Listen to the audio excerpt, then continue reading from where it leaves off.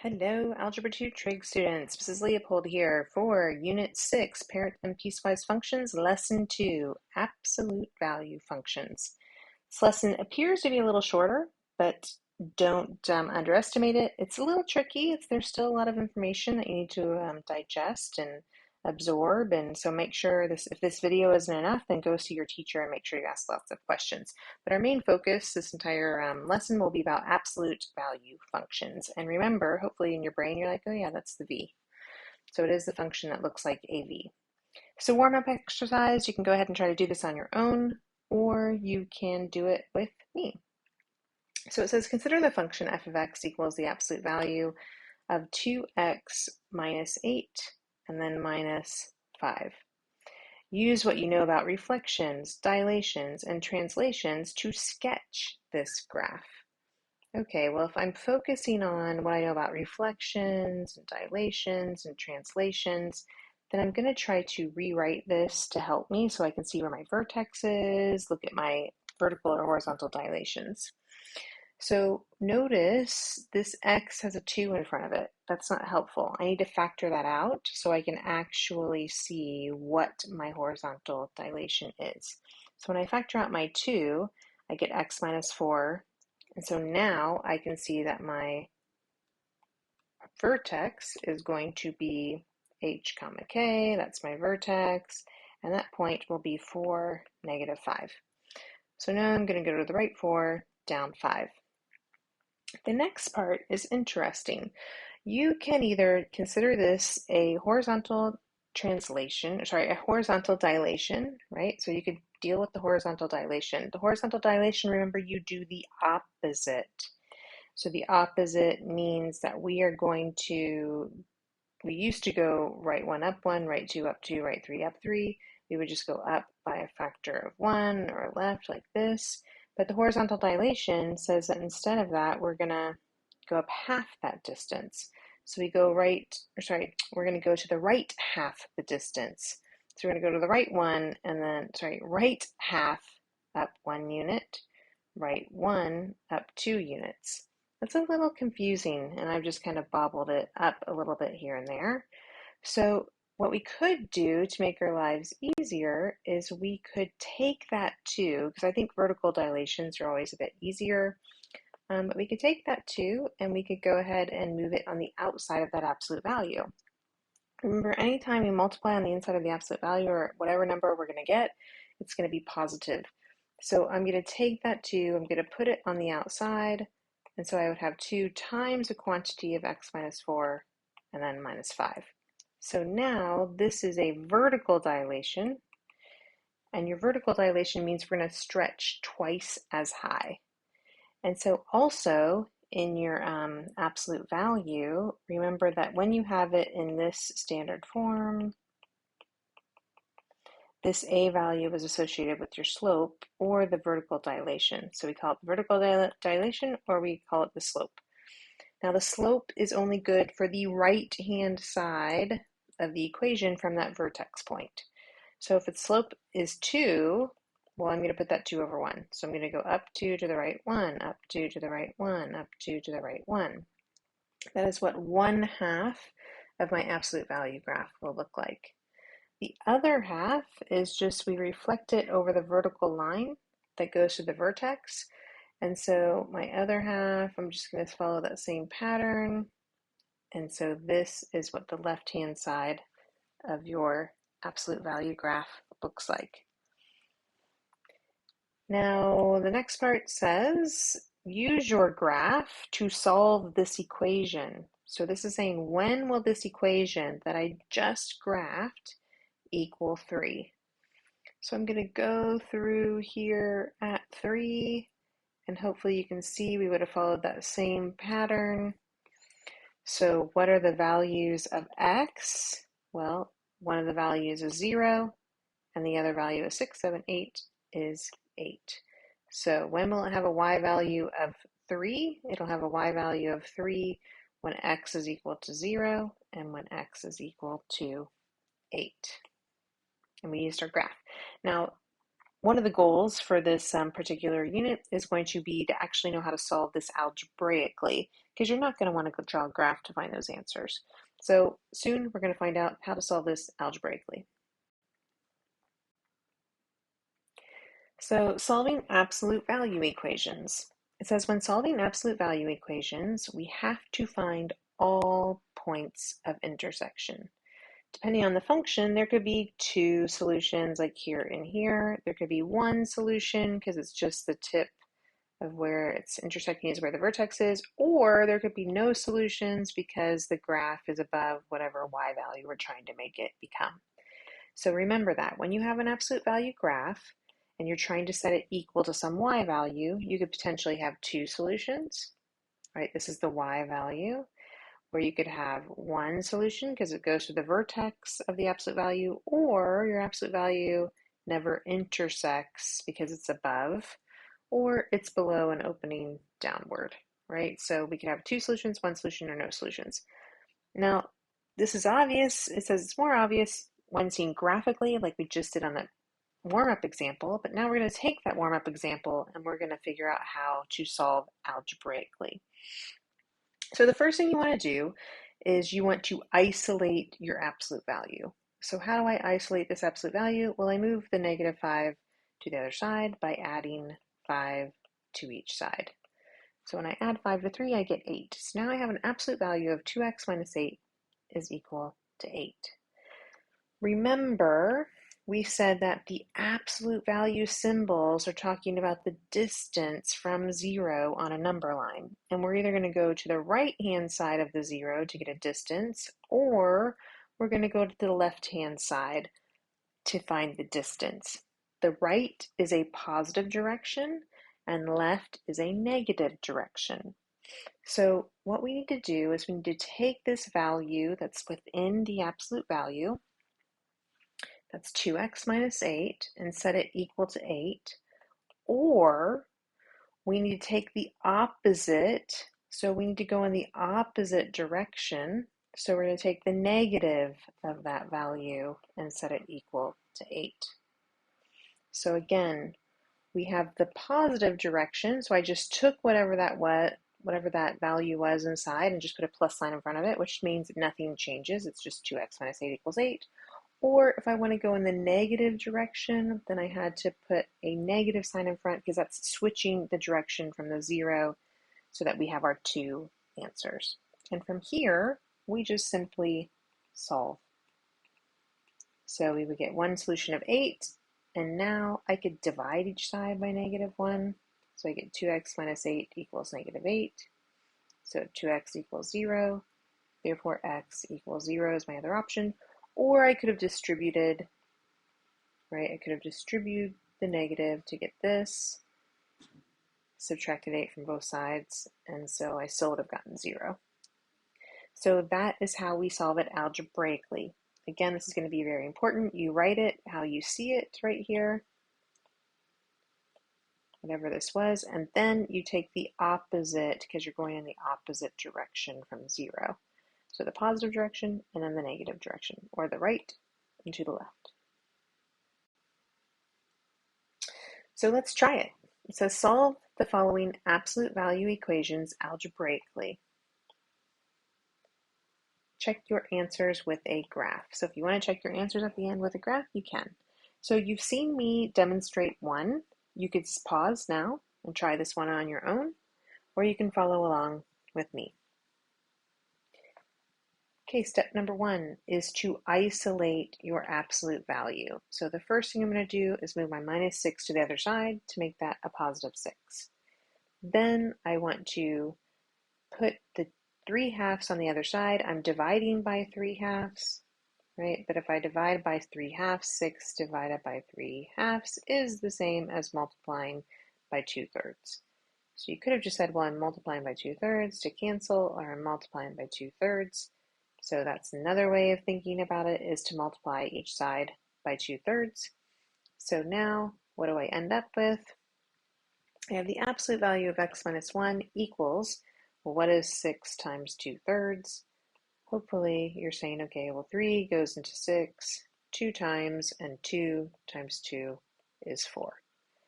So 6 times 2/3 is just 4. Now, what do we do? From 0, we're going to go to the right a certain amount, and we're going to go to the left. So we need to take this value, x minus 1, and set it equal to 4, or we need to take the opposite of that value and set it equal to 4. So I have x minus 1 is equal to 4, or I take the opposite of that value. So when I add 1 to both sides, I get a value of x equal to 5, or I can distribute, get negative x equals 3, or x equals negative 3. So I have two solutions, and they are 5 and negative 3. Now, if you wanted to do a quick sketch of the graph, I would encourage you to do that. So what do we have here? Well, I'm trying to graph this because that's going to be easiest is to isolate that. So what does that do? The absolute value of x minus 1, that's going to move to the right one, right? So if I'm just graphing y equals the absolute value of x minus 1 and y equals 4, and I'm seeing where these two intersect. So I move to the right one. Let's do different colors here. So I'll do this in red.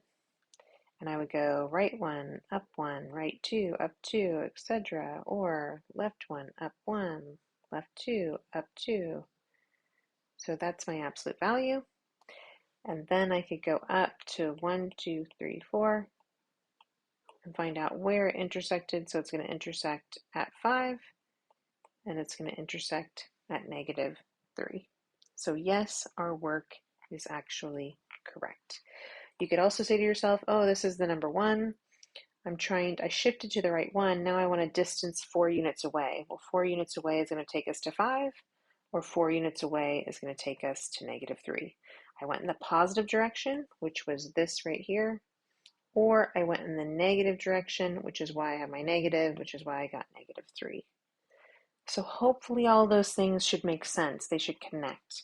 If that's not making sense, please ask your math teacher. We're happy to explain it to you. It's hard to do all of this in a video. Okay, I would pause and try the next one on your own, see how you do, or you can do it with me. The first thing we're going to do is try to isolate our absolute value. So what do I do first? I move my plus 5 to the other side, so I get 1 minus 5, which is negative 4. Then I divide each side by 2, so I get the absolute value of x plus 3 is equal to negative 2. Now, I hope alarm bells are going off in your head. I hope you're thinking, wait a minute, Mrs. Leopold, this isn't making any sense. How can I take the absolute value of some number and get a negative? The answer is you cannot take the absolute value of some number and get a negative result. So this is not possible. There is no solution. Right? So that is not possible. So you can write something like this, you can write this symbol, you can write no solution, but what does that mean? Well, if we were to graph that, so let's go ahead and graph it. This means we're going to have y equals the absolute value of x plus 3. That means we're going to move to the left 3 units, and we're going to have an absolute value that goes up like this because it's positive. So we have this, and then we have our second line is y equals negative 2. Well, this is y equals negative 2. Does the absolute value graph ever intersect that horizontal line at negative 2? No, it doesn't, which is why we have no solution. Those two are not going to intersect. Okay, so this is where things continue to get a little more complex. So again, please reach out to your math teacher if this is confusing. But we're going to talk about the inverse of an absolute function. So is the absolute value function one-to-one? Well, if you were going to quick sketch the absolute value function, you would have this v. So of course it's not one-to-one because it's failing the horizontal line test. So the horizontal line test fails, therefore it is not one-to-one. So therefore, will the inverse of an absolute graph be a function? No, it would be a graph on its side. It would fail the vertical line test, therefore it's not a function unless we restrict the domain. So we did this earlier in the year when we studied quadratics. Now you're going to have another opportunity to try to understand that restricting the domain. So here we go, example 3. It says sketch a graph of the function f of x equals 1/3 times the absolute value of x plus 2. All right, well, we're going to take this vertex. Our vertex is going to be what? It's going to be left 2, up and down 0, because there is no value here. So I go to the left 2. So this is my vertex of that graph. This value here is the slope on the right-hand side, from the vertex to the right-hand side. The slope is 1/3. So I go up 1 to the right 3, up 1 to the right 3, up 1 to the right 3. So this is the equation, this is the graph of that function. Now, what do? I reflect over this vertical line that goes to the vertex. So I go up 1 to the left 3, up 1 to the left 3, up 1 to the left 3. So this is the other half of that absolute value function. Now it says restrict the domain so that f of x is 1 to 1. Well, we want to restrict either the right-hand side or the left-hand side. And I'm going to be honest, it's going to be easier to restrict it to the right-hand side. So if I'm restricting to the right-hand side, then I'm going from -2 to positive infinity. I'm including -2 because that is where my vertex is, and that point is actually included and exists. So I'm going to go from -2 onward. Now, why am I going to take the right-hand side? Well, the right-hand side is the positive direction, so I can just take this function. Remember, if I went to the left-hand side, I would have to take the opposite value. I'd have to take the opposite value of this. Instead, because I went to the right-hand side, I can just simply take that equation, f of x, and I can just take the positive result instead. And so what do now? I switch the x and the y. I solve for y, and then I substitute in f to the -1 of x. So what am I going to do? I'm going to multiply each side by 3. So sorry, I'm running out of room. So I get 3x equals y plus 2. I'm leaving my 2 to the other side, so I get 3x minus 2. So the inverse function is 3x minus 2. Now, let's see if that is actually correct. We're going to graph, sorry, I skipped this, I didn't mean to. We're going to graph that function, but we're going to graph it pretending we don't know that this is what the function is algebraically. So what do you know about graphing an inverse function? Well, hopefully you remember that you take every ordered pair on the original function and you switch the x and y values. So that's when we have inverses. This is the original function, so every point on its inverse function is switching those ordered pairs. So this point right here, -2, 0, would become 0, -2. And this point right here, 1, 1, well, switching 1, 1 just becomes 1, 1. And this point right here is 1, 2, 3, 4, 2. So it's going to be 2, 1, 2, 3, 4. So this is my inverse function in red. And this right here is the original function. Sorry, and that we've restricted the domain, and now this blue part that I just went over would be irrelevant, right? Because we've restricted the domain. So really, I'm just focusing on this bit here to the left-hand side. Sorry, to the right-hand side. Sorry, I was erasing on the left, so that would be it. So there are my two functions, the function and its inverse, graphed right there on the graph. So the purple is the original function, and the red is the inverse. Now let's see. Was it in fact this equation of the line? So this is the y-intercept, which is -2. This is the slope, which is +3. So yes, that did indeed work. However, one thing you must remember is that yes, even though it does work, we still have to do what? If this is the equation, this is an equation of a line. An equation of a line implies that it goes infinitely to the right and infinitely to the left. However, this does not. It starts here at 0, -2, and goes infinitely to the right only. So we also need a domain restriction for our inverse function. And our domain, as you can see, starts at 0 and it goes infinitely toward positive infinity. So we have to include that domain restriction as well. One thing you might notice is that the original function, this purple function that I did before, this original function here, when we restricted the domain of -2 infinity, well, what was the range? So this was the original domain. What was the original's range? Well, it went from 0 to infinity, including 0, and infinity is exclusive. For your inverse function, the domain of the original is going to be the range of its inverse, which we can see goes from -2 to infinity, and the range of the original is going to be the domain of the inverse. So this needs to be included, the domain restriction for the inverse function as well. Okay, so this is one of those where we're kind of forcing your hand. So it says find the inverse of this function where f of x equals 2/3 times the absolute value of x minus 3 plus 1 on the domain from -infinity to 3. So we're going from -infinity all the way to 3. So we're looking at the left-hand side of the equation, which means we're going to have to do something with the negative portion of this graph, right? So we're going to have to find the inverse, which is going to be the negative side. So how are we going to do that? Well, we have the equation, it's right here. So what do? We take that equation and we are going to, I'm just going to rewrite it down here.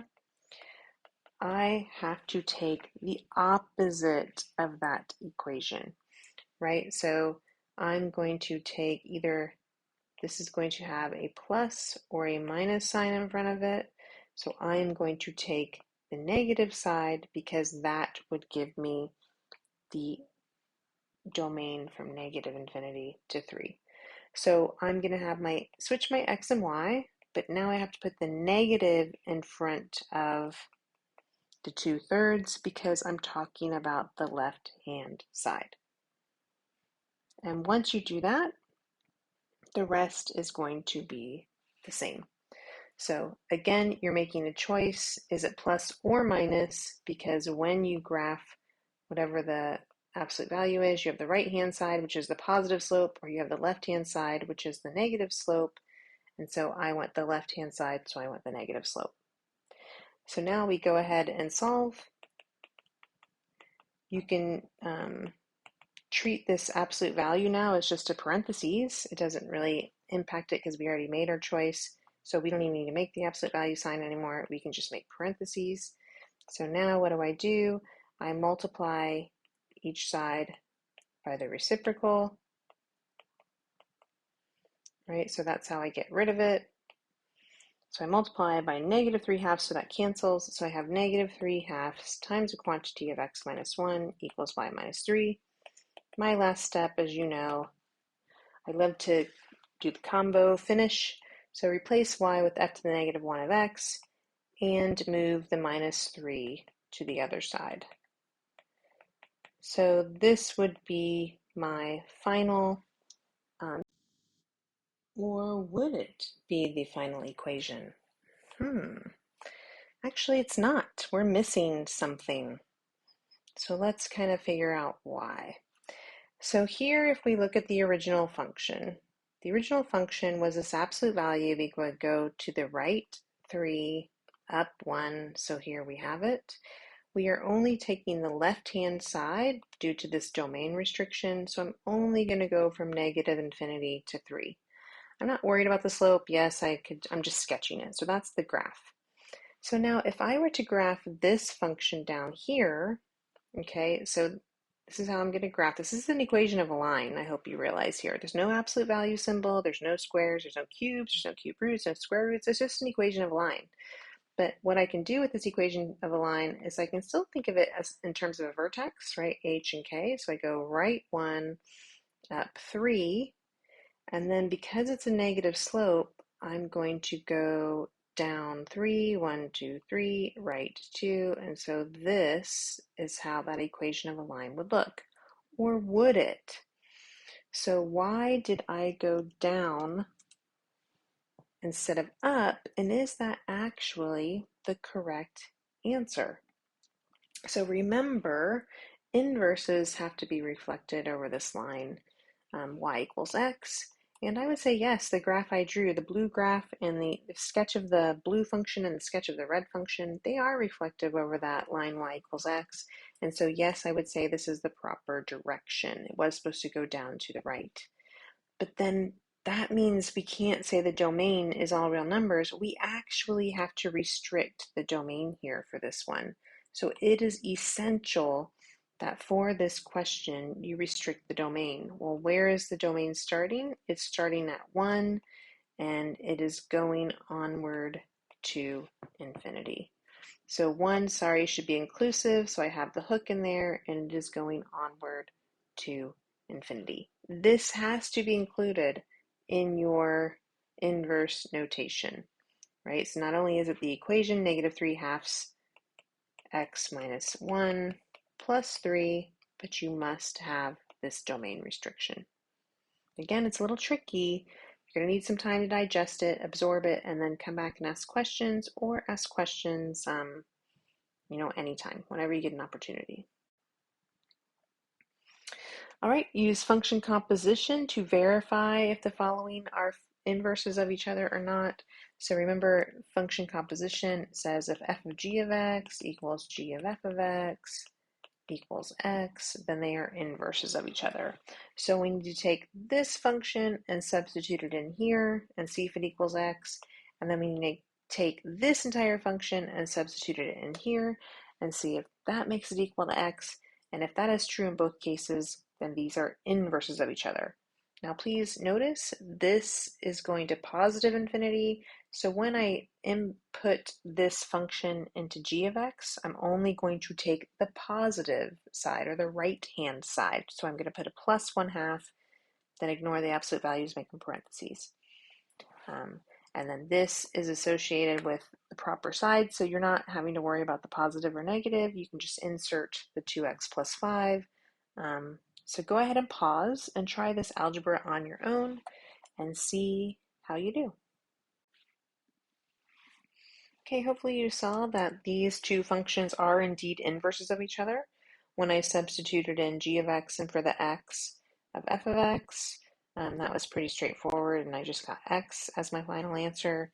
When I inserted f of x into the x of g of x, it was a little more complex, so I had to put that in here.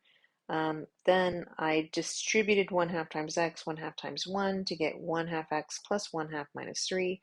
Then I distributed the 2, so I got x plus 1 minus 6, and then my plus 5 is just hanging out here by itself.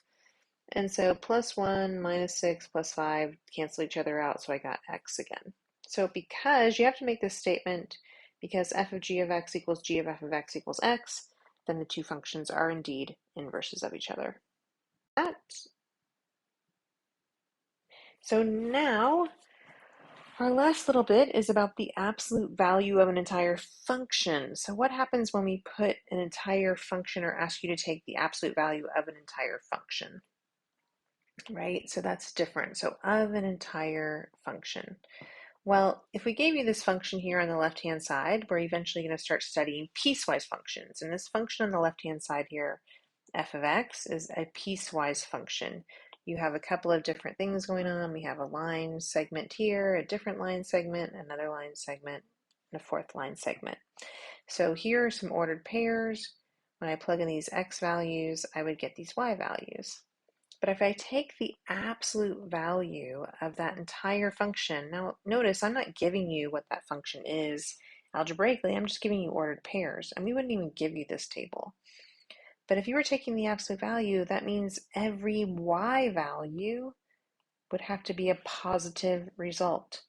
So anything that is down here on the negative y value side, this section, all of these values have to become positive y values.